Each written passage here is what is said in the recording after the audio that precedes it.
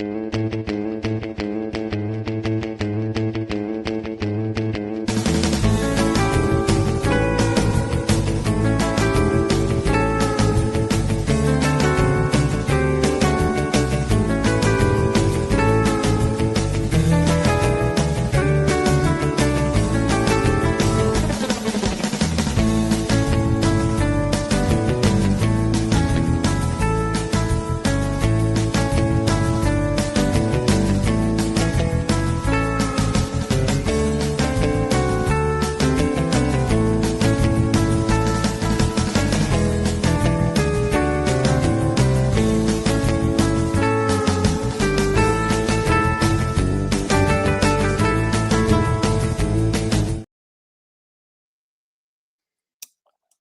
everybody, Hawkeye fans worldwide. Welcome to another early edition of Talking Iowa Hawkeye Sports podcast. Also, you can find us on Facebook in the Hawkeye groups of the same name, Talking Iowa Hawkeye Sports. Don't forget to hit that subscription button in front of you. Hit the like button. Leave us some comments tonight or this afternoon, and most of all, share it away. Share it to everybody. I believe I think our last ladies podcast has got 300 views or something. So something like that. Anyway, we're just here to we're going to discuss the women's win last night at Purdue. And so we're going to give that a healthy discussion and check into some other news going on around the thing and maybe preview a little bit of the Michigan game and the men's Wisconsin game before we leave the air. All righty. Kelvin we got some news to share with you guys, and he's going to share it. Yeah. One piece of news that broke while we were on our last podcast was Omar Young has left for the Oakland Raiders. Any coach that's really up on the Shanahan offense is in demand in the NFL. And Clint Kubiak wanted Mr. Young down there. And anyway, is what it is. Been a couple rumored, candidates to take his place.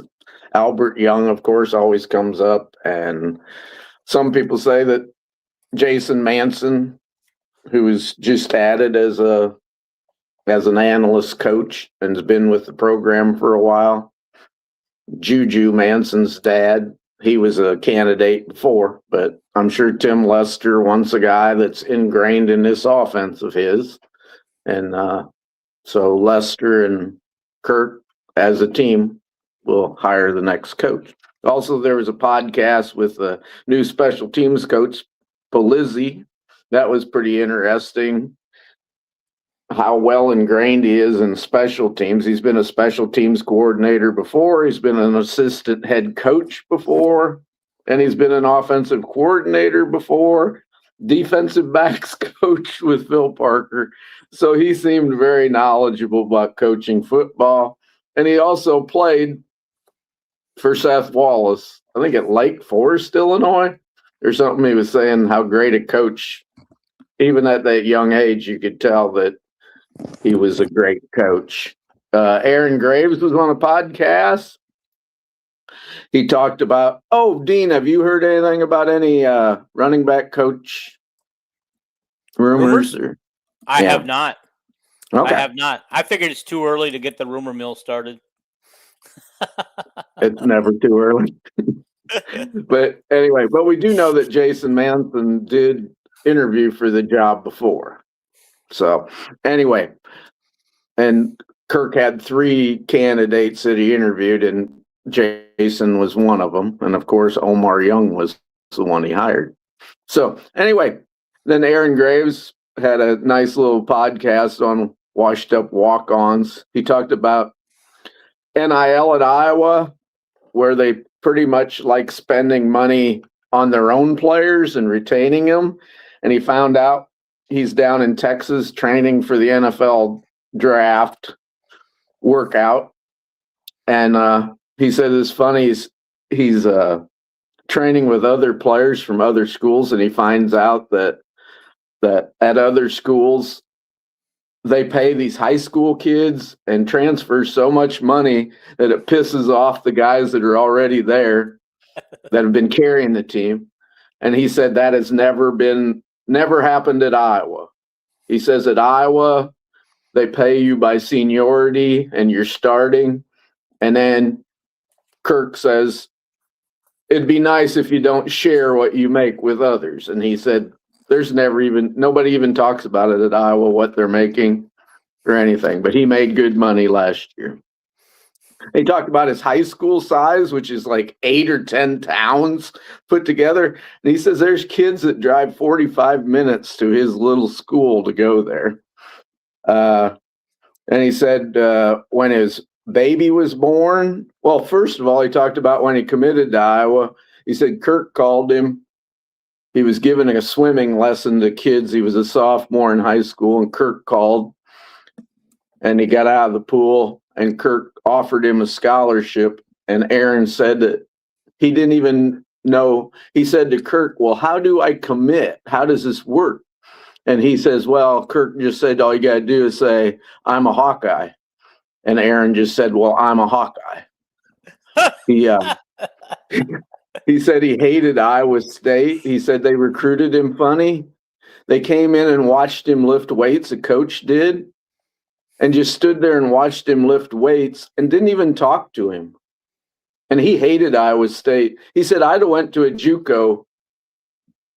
He said, I'd have went to a JUCO if Iowa State was my only offer. He said, I'd have went off to a junior college. He just hated the way they treated him. Then he said, when his baby was born in the hospital, he said Kirk called him twice, while his wife was in there that day for delivery. And Kirk not once asked him if he was about playing in the game the next, on Friday. Mm-hmm. He said that's the type of guy Kirk. He said all Kirk asked was how the wife was, how's everything going, is there anything you need? That's all he asked about. And then big article on Kirk came out today. Big interview on 3, and the main points was Kirk said that NIL is crazy. It's like the wild, wild west. It's all secretive. He don't like it, but that's the way it is. He said in the NFL, everything's above board. What kids their contracts are public, what they're making and everything. And he said here everything is like almost devilish. He said they asked him about retiring, and he said, "To tell you the truth, I haven't." He said, "I haven't even thought about it." Says the only time I ever think about it is when somebody asks me a question. He says, "I just do my job every day, and I haven't even thought about retiring." And that's a good little message to recruits out there. Anything else? Oh, he said the quarterback got a good quarterback battle. He named both guys. And he said, I expect this quarterback battle will go right through the season. He says, I expect, which was very un-Kirk-like, he says, I did expect that we use 2 quarterbacks during the season. He said that's how close it is. And I'm sure he'd like one guy to just be so great that don't use the other guy. But I think that's something that fans have kind of seem like they kind of want all the time, but not me. I think you got to name one quarterback and write him out. That's what Kirk's usually done. The only time he didn't do that really was, he'd use Banks a little bit. Banks didn't know the offense, and they'd use him in spots. And he did switch back and forth some with Beathard and Rudock. Yeah. There was something else Kirk said. Well, I can't remember what it was, but anyway, the only other news is about all the women's basketball recruiting, which Dean's got that covered. So, okay. If you want to do it now, I don't know. Sure. Yeah, I'll bring it up while we're doing it. Okay. This is from, I'm going to give the person who brings this out, Skin Mikey. as you guys can tell, it's a takeoff from Kim Mulkey. Because this person has always got reliable information. Everything that's ever happened for Recruit or anything, this person's broke the news first. Okay.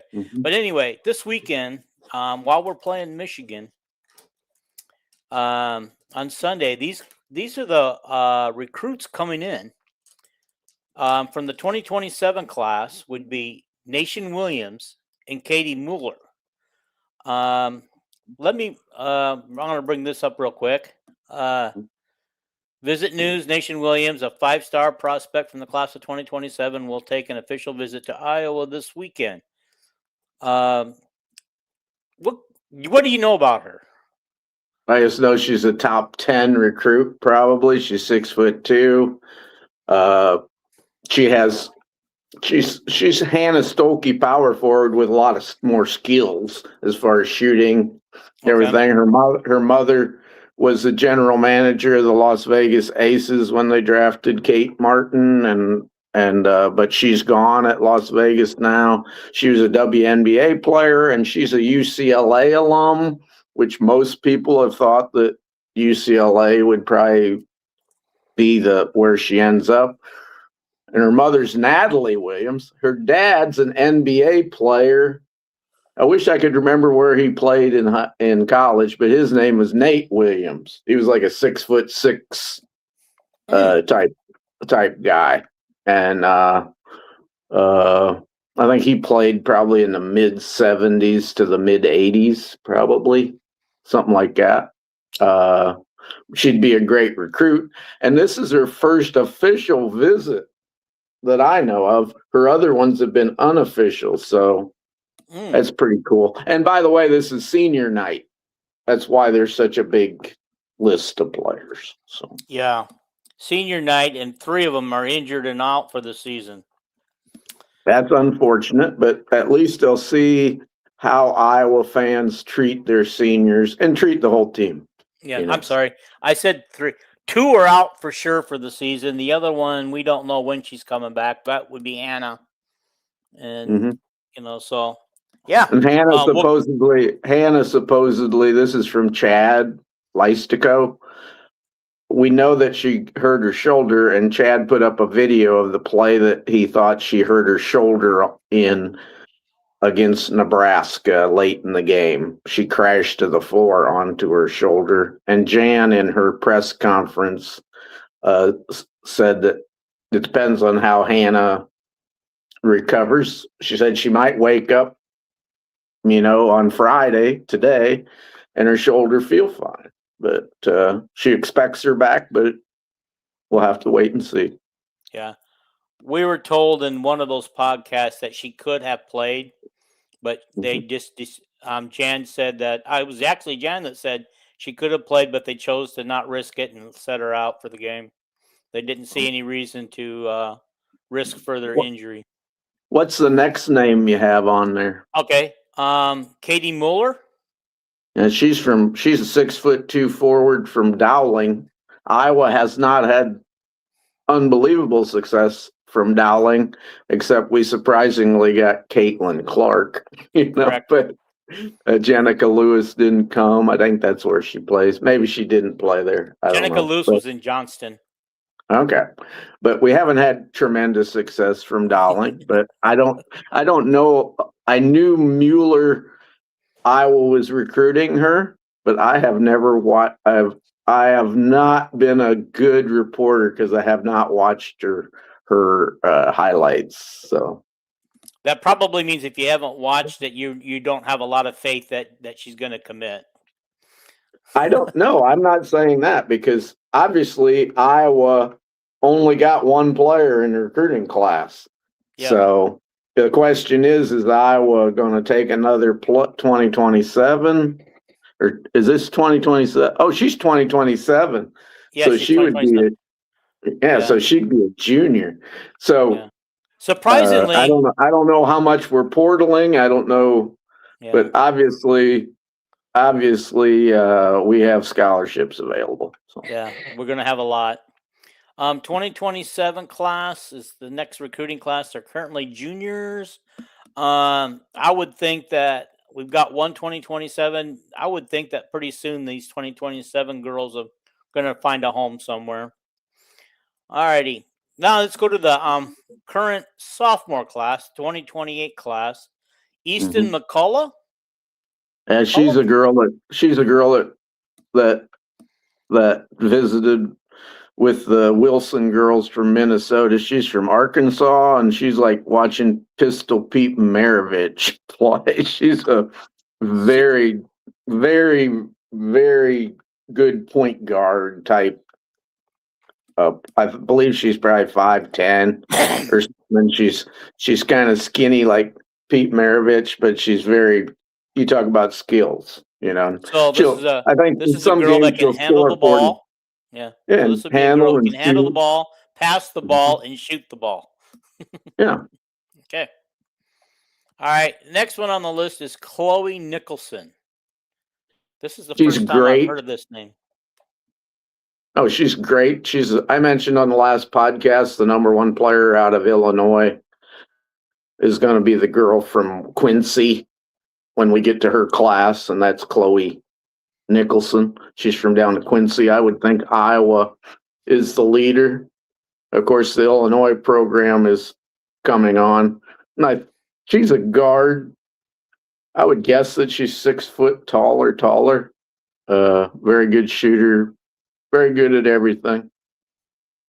She'll be her and McCullough, I would think this Nicholson girl will be in the top 10 in her class. McCullough will probably be top 20. Okay. All righty. All right. Then we got Naya. Her last name is Risk. React.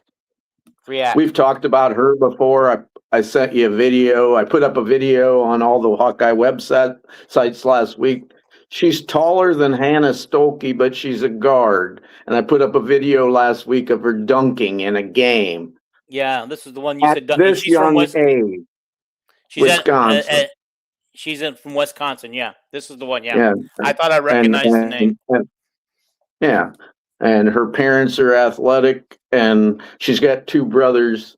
They're like a year and they're like sophomores and juniors in college, and they both play basketball at colleges, and they're like 6'7" or 8. She's like a top 10 player already, and she's rising. She's like, when we go play South Carolina, Dean, and they always have these great big guards that are athletic. This is her. I hope she loves Iowa. I seen she visited Wisconsin last week. Yeah. So. Well, we got Wisconsin girls on the team now. Hopefully they can convince her to say, hey, let's make it a pipeline. All right. The final 2028 sophomore, and this is Logan Miller. Now, before you say anything, you sent me a thing on her, but you blacked out what I presume is her picture. Oh, is she from Minnesota? Isn't she? Doesn't say where she's from.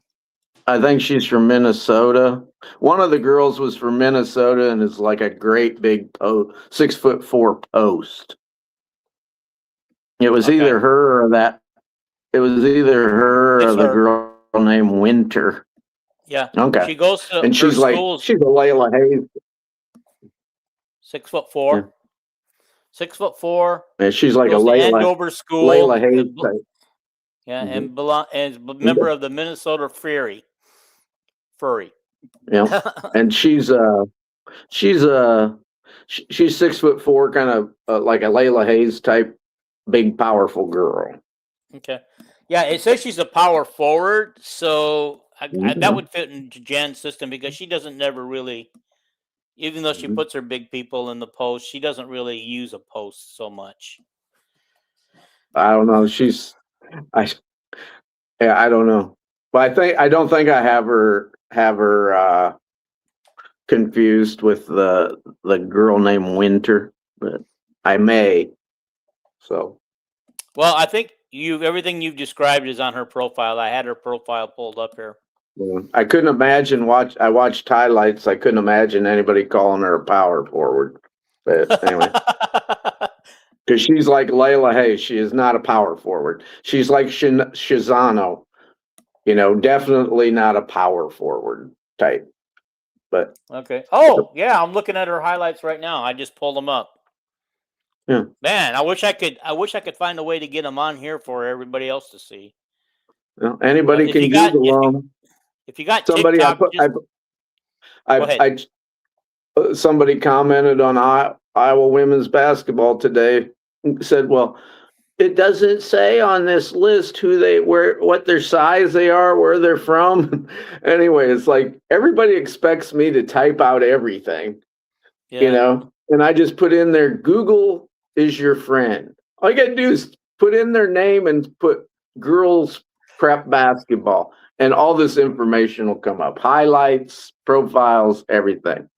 Yeah. What's our next name? Okay.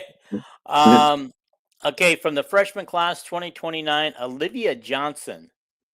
Yep, she goes by Liv Johnson. She's incredible. She's from Illinois, probably the Chicago area or something. She's like a 6'1" guard. That she's probably she's probably a top 10 player easy. Okay. There's an out chance that Kyle may join us after 1:30. He gets off work at 1:30. That's all right. Okay. All right. Where she is, she's a 6'1" combo guard from Carmel Catholic in Illinois. Their AAU team is All Iowa Attack. Hey, I think anybody plays for All Iowa Attack, it gives us a heads up, don't you think? She's got offers though from DePaul, Illinois, Iowa, Marquette, Minnesota, Ohio State, Oklahoma, South Dakota, Sun Devils, in Wisconsin. So, she's got this girl's highly touted. I hope we can get her. I mean, anybody Jan's recruiting, I hope we can get. I'm not just saying this. We got to trust in Jan, who's a very good talent evaluator, and she can play defense too. Oh, I love that. Oh, we got to get her. We got to get her for sure. All righty. The next name on the list is Harper Winter, and you didn't send me anything on her to pull up. Yeah, she's I remember where she's from now. She's a tiny girl. I looked at her highlights and everything. I mean, she looks like a freshman. she looks like she weighs 85 pounds or something, but she's a guard from Olathe, Kansas. And I've been there. Yeah, and she's a guard, of course, at 5'6", 7", maybe. And I watched some highlights of her. She'd probably, see how she develops. Yeah. Obviously, they got her coming up for a visit. So, okay. Well, one thing I want to point out is it's Overland Park, Kansas. What I'm looking at right now. Okay. I thought it said her hometown was Olathe, but maybe that was where she's born or something. But, that could be. Yeah. Or she could be going to she could be from Olathe and going to some Overland, I think is in the Kansas City area. And it might be. It is. I've been there. Overland Park, I've been there. Yeah, they might want her to go to a better basketball school. Yeah. Yeah. So anyhow, and I know the last one on the list, so. Is Emily Tanney. I got to get back to the thing because that's where you sent that. She's a local girl from Asbury, Iowa, which is Asbury's up by Dubuque.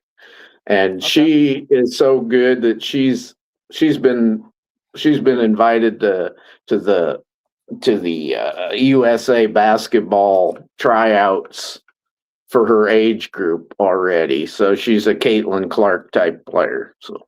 Yep, I'm looking at that right now. Western Dubuque High School, Asbury, Iowa, age 15, height 6'4", 6'0", in a guard. That's all the information that's here. Plus the little notation that She participated in the 2025 USA Women's Under-16 National Trials in Colorado Springs. Which that would mean she's at least the top 25 player in the country, probably higher than that. Yeah. Got to keep those Iowa girls home. We can't let Illinois or Wisconsin go for her. That's a very tall freshman guard, you know. Yeah. So. Yeah, that was Caitlin's height was 6 foot guard as a freshman. And it says one more top 50 coming. I don't know if I've mentioned that yet. I think I did. Could be Manyow's sister. Could be Soybert, our committed girl from Wisconsin. You know, they're all higher than top 50. Or could be somebody else. We're recruiting a lot of players. Jan puts out a lot of offers. So anyway. So did somebody, in your opinion, did somebody did somebody say that but they didn't know, or they knew but it had to be a secret on who's coming? There hasn't been any speculation that I've read. That was my speculation. Top 50 that's also visiting. I would think Soybert would come down for senior night, right? She's committed. Yeah, she's committed. But if it's somebody that isn't committed, it could be Cam Manyow's sister, who we all know I was recruiting a 2027 very good power forward, you know. So that was my speculation. And I said it could also be somebody else, obviously. So yeah.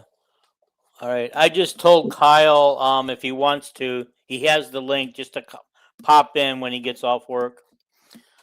Okay. Well, should we get started on the game? Ohio the whole reason why we're here. Yeah. All righty. That game last night. Oh my God. Okay. Well, this is funny. This is funny because the game was going great in the first half, right? I think we ended up being ahead by 19 points at halftime. You know, Taylor Strimlow, 5 for 5 from the 3-point line. Ava was having a decent game. I mean, not her usual game in the first half, but she was having a decent game. Journey Houston goes off and just has a great game. Journey Houston in her first start wasn't intimidated, didn't feel the pressure. She was just being Journey. And that came in because, as everybody knows, that Hannah, as we even talked about it already, is out right now and is day to day, but hopefully will return for Michigan. Okay. So, and I know that you sent me probably about halfway through the first half. You said, I don't want to hear any complaining because there's no reason to. So we get to the second half, and what is it, about getting close to the fourth quarter? Things are starting to. Well, another thing I told you before the game started. I said there's only one way we can lose this game, and I said that's our girls getting in foul trouble because we were not very deep last night. No, you know, you could tell how thin we were because you could tell we didn't play a lot of players. You know, 3 off the bench. You know, and you know, I just said if anybody gets in foul trouble, they should run the steps. Yeah. And right away, Layla comes in and gets 2 fouls. Our only other big girl other than Ava, really. You know, Mulaney and Houston are not big girls. No. She comes in and gets 2 fouls, I think, in a minute. And I go, mate, she's running steps. You know, that was so we didn't play as aggressive last night because we couldn't. You know, the whole tenor of the game was don't get in foul trouble. And I knew that was what Jan was telling them. Boy, if Ava and Journey and Layla got in foul trouble, we were done. And they were all in foul trouble at one point. And Purdue's the one thing about Purdue is they're a big team. They had some big girls. They did. They had that girl named per year that's like 6'4" or 5. And did she actually end up finishing the game? Because I know she went down twice, and I didn't know if the second time if she finally stayed out of the game because she looked in a lot of pain. I didn't know that was her. I thought it was her. I could be wrong. Anybody watching can correct us if I got it wrong on which girl it was, but I thought it was her. But anyway, sorry to interrupt you, but that's what I told you before the game. No foul trouble, please. And we played pretty passive aggressive the first half, but we're so much better than Purdue. I think we got up by 25, 27 points at one time in the At one first point, half. we were up by 27, and we won the Yeah, game by 9.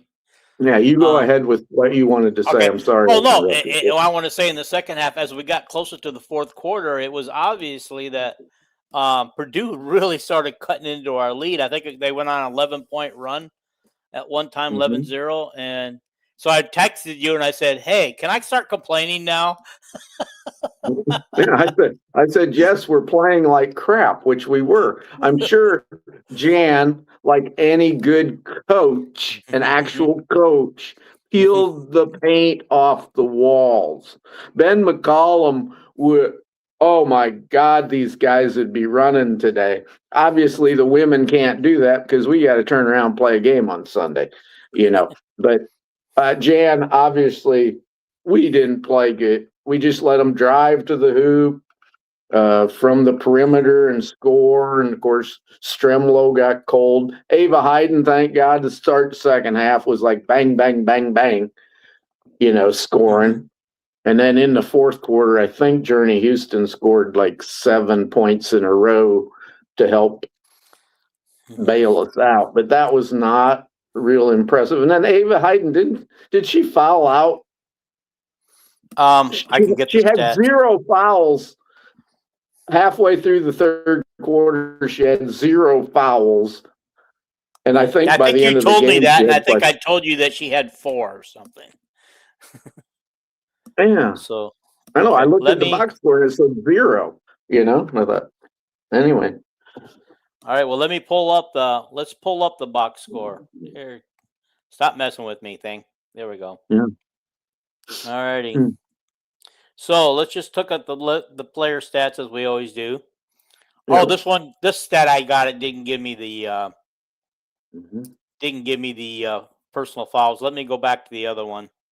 And how the hell in the second half we kept turning the ball over against their press? It was like Purdue is not that good a team. I thought, how the hell are we reverting back to not being able to go up against the press again?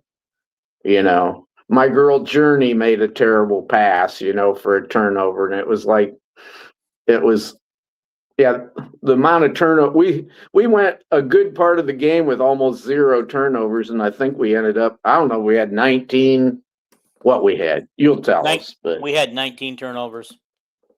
Yeah, that was aggravating. What are we going to do against Michigan, if you're turning the ball over? So, well, I did say in the text to you guys, I said, I think Michigan's going to crush us.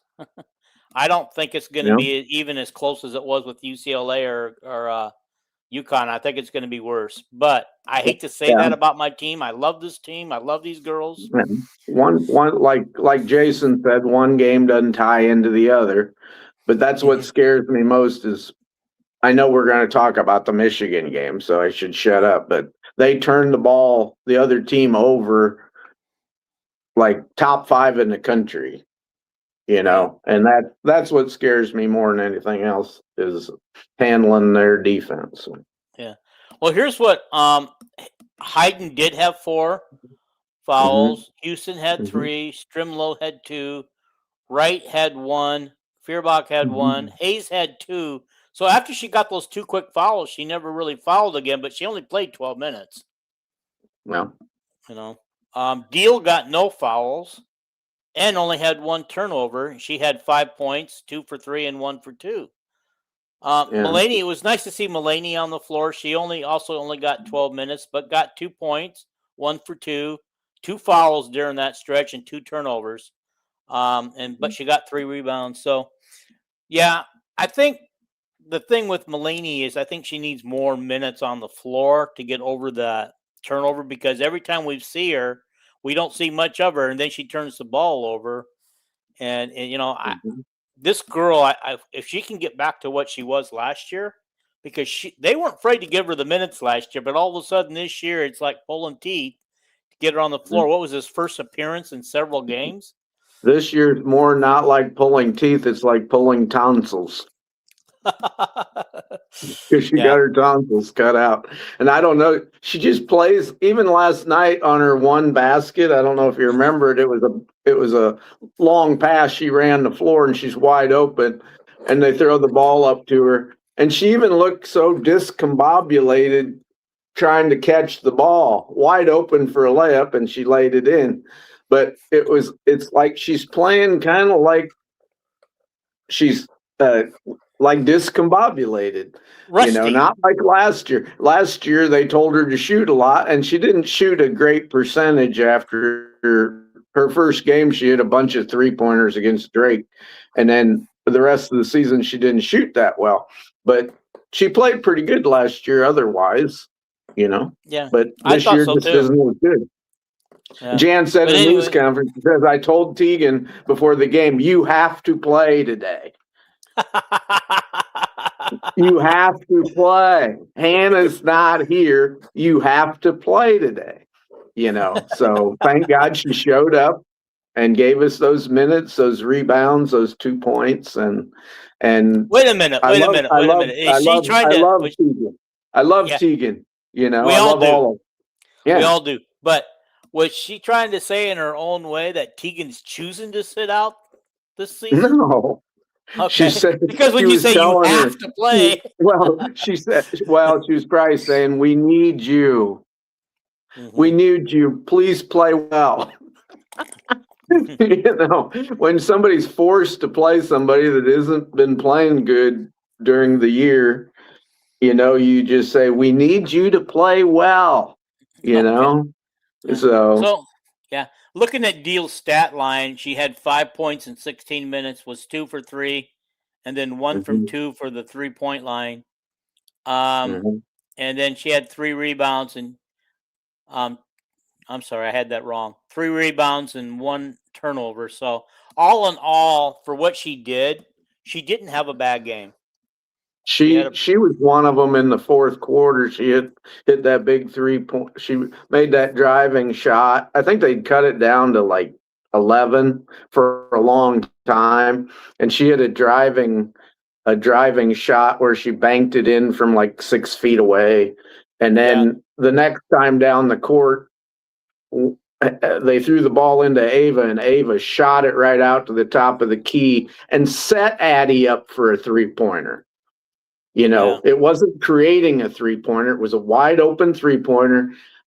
Addie was ready to catch the ball, and Addie has a beautiful shot, and she just drained it. So Addie helped last night in that fourth quarter to her and Journey really came. Journey hit them free throws. She's the only one that can shoot a free throw on the team, seemed like last night. So well, and then Strimlow, and Feuerbach both got hot in the first half, and I don't think either one of them scored in the second half, unless I'm missing something. I think Feuerbach. It was either the start of the second quarter or the second half. Feuerbach hit her 2 3-pointers, bang bang, but I don't remember if that was the second quarter. I thought it was second quarter, but they were big. They were big shots, to put our lead out by 6 more points, like real quick like that. Let's talk about Houston. 28 minutes, 16 points, 5 for 9 shooting. Missed her only 3-point attempt. 5 rebounds, 2 assists, 1 turnover. Did have 3 personal fouls. But, I would say for her first start, that's pretty solid. And I was the one who was thinking she was going to be buried on the bench this year. We were god awful from free throw line. Even Chit Chat couldn't hit a free throw, and Journey was 7 out of 8, I believe, at the free throw line. If you didn't have Journey Houston at the free throw line yesterday, our free throw percentage would literally have been about 15% or 10%. Or something. Well, speaking of Wright, she has 6 points, and I believe all but one of them came in the second half. 1 for 7 on field goals, 1 for 5 on 3-pointers, 1 rebound. She did have 7 assists, but she had 3 turnovers, which she generally has a few turnovers a game. And only 1 personal foul. Yeah, I was wondering I was wondering if she was ill or something, but nobody mentioned anything about anything being wrong with her. No, Jan Just didn't mentioned in play her right. thing that she just didn't have a good game, and that's all there was. She had one of her The worst games of the until, season. until she hit that 3-pointer, every single shot she took from the field was short. Yeah, Off the front of the rim. And Addie Deal's first few shots of the game were short off the front of the rim, but maybe Purdue raises the basket just a hair. Not enough to notice, but I know could be people. just off enough. I know that the men's teams back in the 70s and 80s and the 90s and all the way up always complained about shooting at Purdue. They didn't like the background or something, but who knows? Would you see in the second half on our home basket, we had to shoot into the band. All that band. By the way, the band members were about the only person on that side of the arena. Yeah. If an Iowa fan wanted to go to a game, I seen somebody comment, literally you could have bought a ticket right by the Iowa players. Everybody wants a ticket to go see the Hawkeyes. That would have been and Purdue ain't that far. That'd been a game to go to. But boy, Stremlo was so good in the first half, and I know she had a lot of assists, but boy, she couldn't hit nothing in the second half.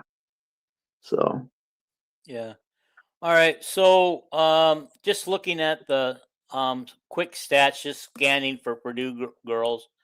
That pure year that we talked about only played 18 minutes, but she had 12 points on 6 for 7 shooting and 7 rebounds. She did have 4 fouls. McCarthy also had 4 fouls. She had only 6 points though. Smith, actually both Smiths kind of did damage on us. 17 points each. One Smith, the one with the N, had 5 rebounds and 5 assists. 2 turnovers and 2 personal fouls. Day is the other starter, 15 points, 4 for 9, and then 7 rebounds. So they were a good rebounding team last night. They rebounded pretty solid. The girl that you just mentioned, I think, is the one that hurt her leg or something and was down twice. Oh, down twice. Okay, she played 32 minutes, so she couldn't have been hurting too bad. No, she went out for a little bit and then she'd come back in, and then got hurt again. Yeah. Yeah. One time she was nobody was even around her and her leg went out and one Iowa player ran over to her and tried to help her. I think it was Stremlo. I thought I saw Stremlo try to help her. Yeah. Okay. They played 9 deep. Nobody of any significance, though. One girl got 4 points. One girl got 3 points. Looking at the stats, though, overall, in the first quarter, we shot 80%.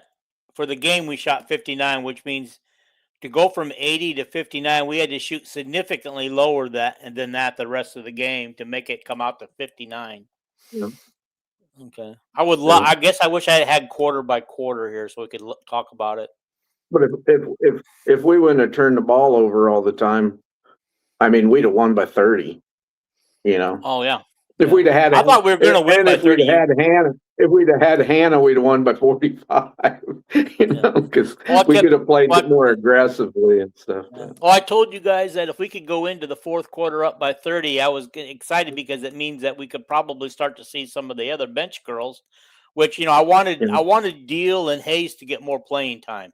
They need the more playing time to get comfortable in the flow of the game. And, of course, I always want to see my Callie out there play a little bit. I thought Addie Deal's defense is improving a lot. She is. So, she's very much improved. She's doing a good job. I can't wait to see her next year. There was one play where she was playing interior defense down on the block, and she read the pass and intercepted it. I saw that. Unfortunately, she didn't get the steal because it was a 3-second violation on that per year girl. I think. But yeah, so they shot 42%, we shot 59. On 3-point goals, we were 9 for 19 for 47%. So honestly, our 3-point shooting wasn't that bad. They were 7 for 25 for 28%, which I think the announcer said they're normally a good 3-point shooting team, and they just weren't feeling it last night. Obviously, Feuerbach and Stremlow carried us. Was the vast majority of when you go 5 for 5 and then Feuerbach hits 2 for 2, and all of a sudden, well, there's 7 of them, Yeah. So. And Eddie Deal gets one. I don't even know who got the other one. Chit Chat. Chit Chat got one. Yeah, finally hit one. Yeah. Okay. So yeah. Free throws, we were 10 of 18 for 56%. Oh my God, that's bad. They were 11 for 12 for 92%. That's what you want to strive for. We both got 30 rebounds each, but what made the difference, I guess, was the fact that, well, wait a minute. Never mind. I was hearing this morning. I thought we only got 6 offensive rebounds, which is unusual for us. But if if Hannah had played, that would have been a different story.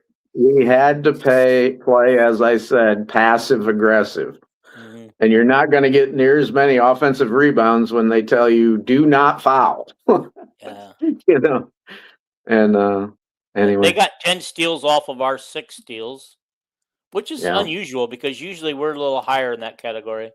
We had 1 block shot. They had none. We turned the ball over 19 times, unforgivable, and they turned it over 13 times. I just can't believe, and they got 17 points off of our turnovers. We only got 14 off of theirs. They had 8 fast break points. We had 5. We got 42 points in the paint, which it looked like that's what our goal was to get those girls in foul trouble, but the referees would not call any fouls on them. Mm-hmm. So fouls total, we only committed 15 fouls and they committed 19. Nobody had any technicals. Our largest lead was 26. I thought we said 27. And we led for the game for 97% of the game. And like all them stats you said, like lack of steals, lack of offensive rebounds, lack of blocks. We didn't even try to block shots. Was all about not fouling, not playing as aggressive, because that's the only way. Jan, that was a great game plan. That's the only way you could lose this game was for our big girls to foul out. But boy, them turnovers, that really bothered me. Some of the when they would press, and Purdue is not a great pressing team. They're all right. They got some big girls and everything, but it was like inbounds the pass to the person to the right. And that person to the right automatically would try throwing it to the person at mid-court in the middle. And all they had to do was pass it to the other side of the court to the person on the left. But we literally threw the ball away like 5 times doing that. It was like, that's what Purdue is playing. They know you're going to throw it to the middle there. The girl over on the left side, long hash marks, wide open, throw it over to her. Take your time, get up over half court. But just didn't do it all night. It was so. Are we going to go on to the Michigan game then, or what are we doing? Yeah, I'm going to be honest with you. I haven't done my homework on Michigan, although we know they're good. They got potential. I read the On3 put out a four numbers to know when you go play Michigan. Okay, and what were those 4 numbers to know? The 4 numbers to know was, of course, Michigan's a very good team. We all know that. They're right there with Iowa as far as the second best team in the Big Ten, and they're probably a number 2 seed in the tournament right now. And anyway, why not the 4 numbers to know? 4 numbers to know. Yeah, they're not a number 1 seed. Okay. Not yet.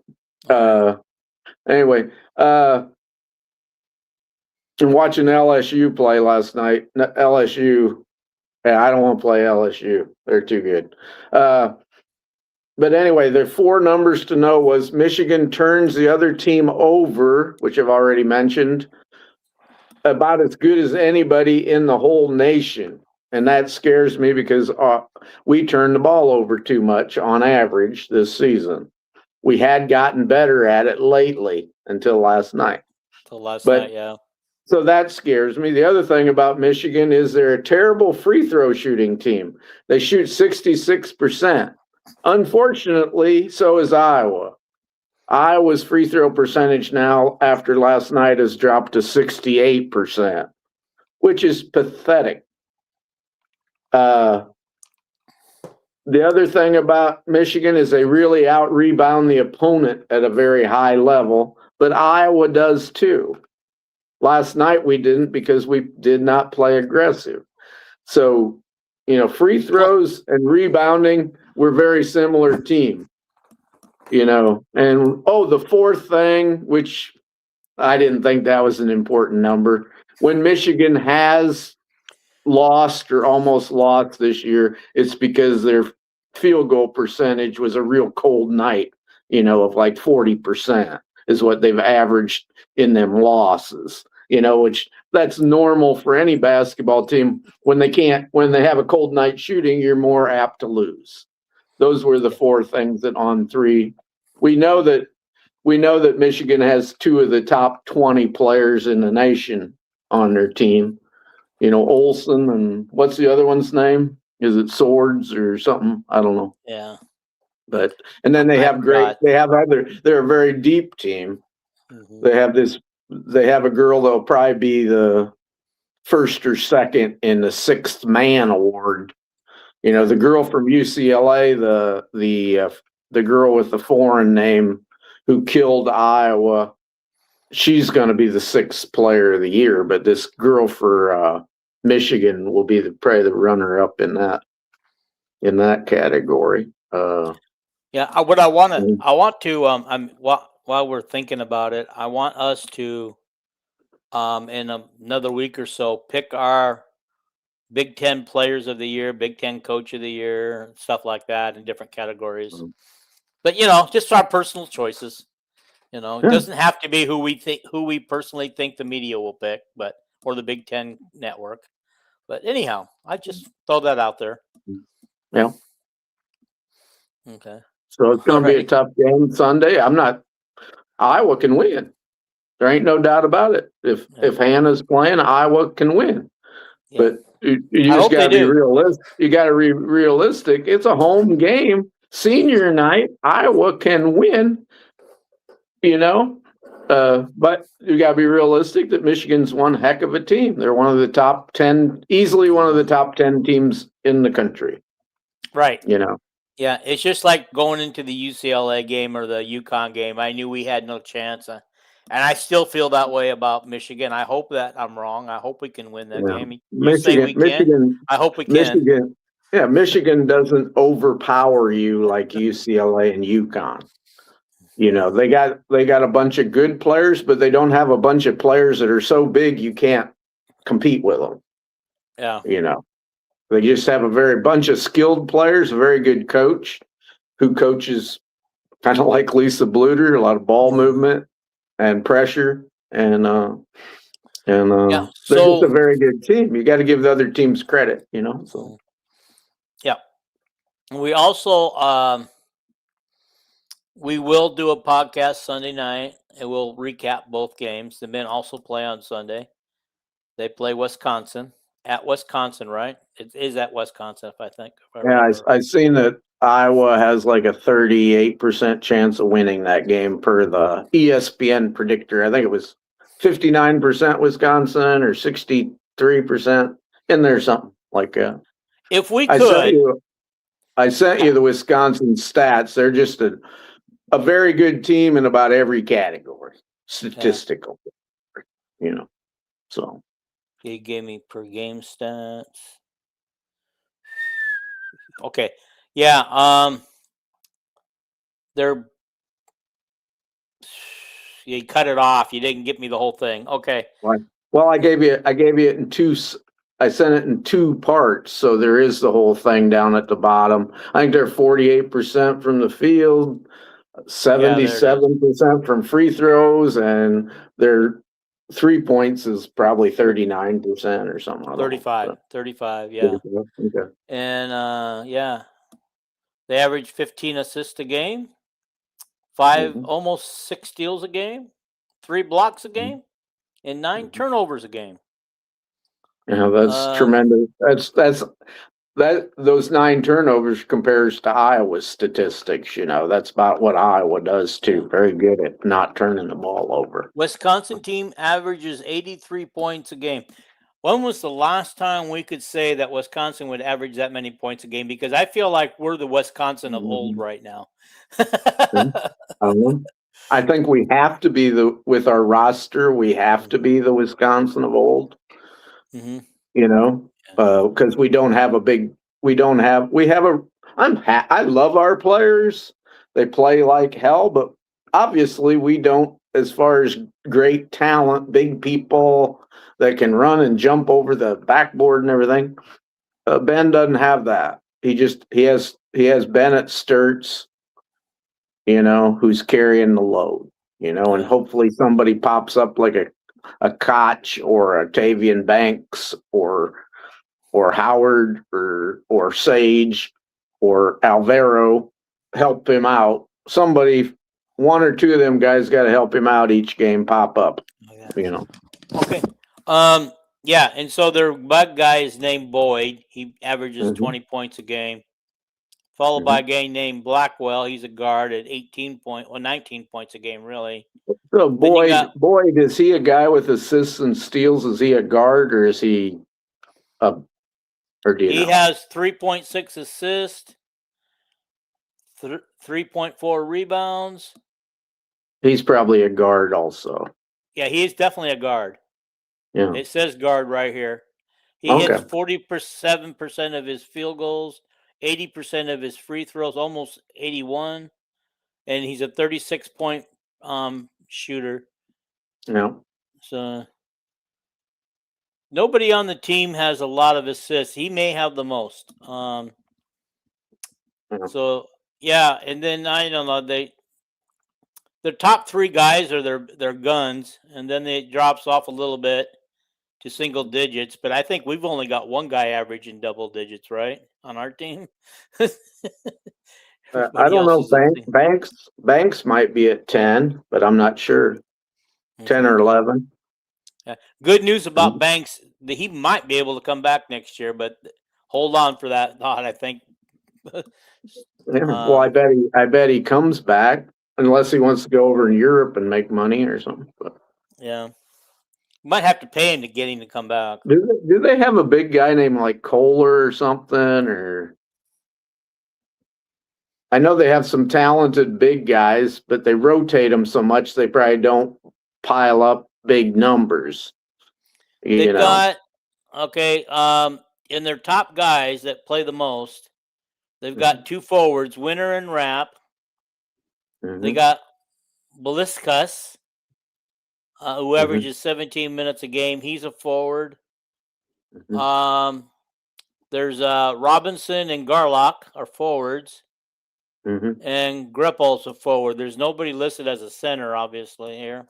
But they have some guards on this team. Yeah, they probably call them forwards, but they got some guys that are as big as Alvaro, that are good interior players. But well, judging by what I see here, Carrington and Rapp are 2 guys that would fit that bill, and they're starters. Yeah, they probably got the most rebounds or something. Looks to me like they start 3 forwards and 2 guards. No, 3 guards. I'm sorry. Yeah. 3 guards and 2 forwards. I messed that up. Okay. It's going to be a very tough game to compete and stay with them. At Wisconsin, we don't do good at Wisconsin, but this team of ours is a bunch of battlers. So okay, maybe we can pull it off.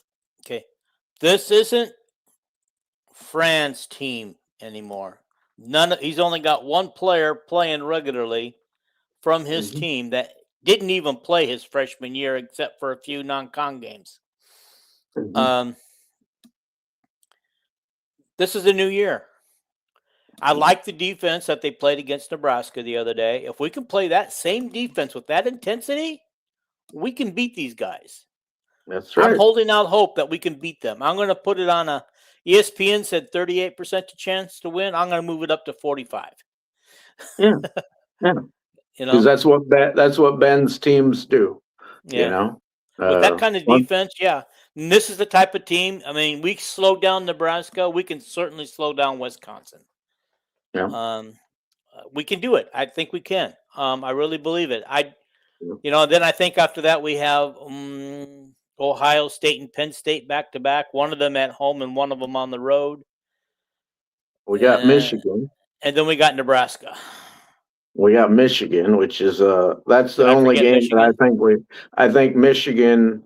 I think it's at home, but that's the game is the only one I think we have no chance. I won't say no hope, but not much. Because Michigan's I think Michigan is probably the best team in the country, and they look like an NBA team. They're number one for a reason. They number one now? Yeah. Okay. That's what I thought I heard. I think they're going to play Duke this weekend. So. Yes.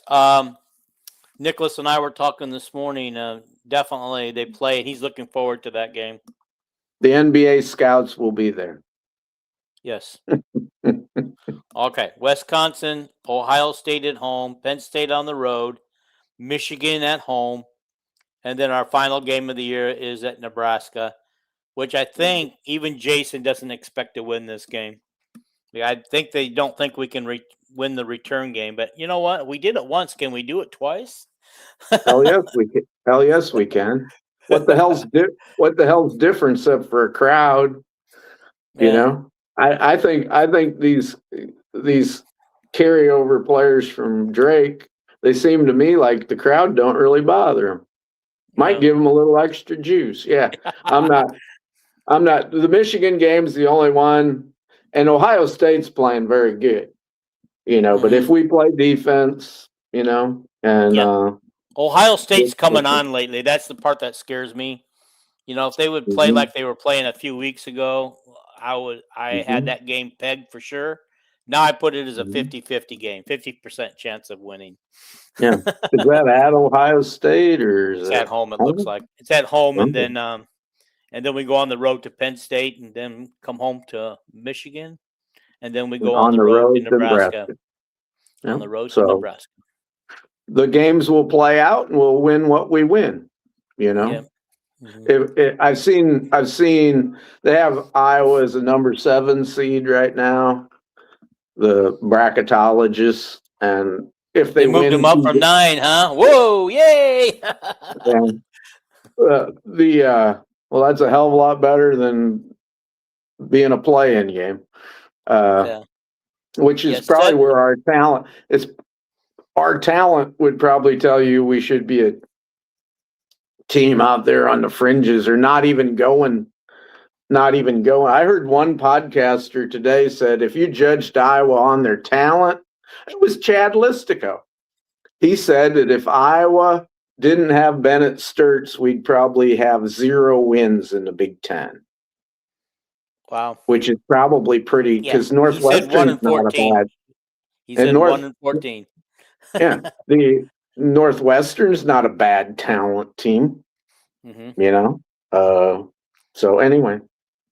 Yeah. No, I actually might agree with him, because how many games did Sturts bail us out? I agree with him that without him, because all you got to do is look at the stats for the rest of the roster. Inconsistent play. We have maybe one other guy in double figures. We think it might be Banks. Nobody else. Tavian Banks shows up every single game. Yao shows up every game. He's just not a guy with shooting skills. He makes all his points, on within 4 feet of the basket for the most part. But them 2 guys show up every game statistically, defensive wise. Tavian, the only game he was really bad was when he hurt his foot, and Now, is Manuel, is he a sophomore or a junior? the only Sturts, I think, is the only senior on the team. Really? Okay. Alvaro, I don't know who Manyao. Oh, Manyao? Yeah. He's a junior. He's a junior.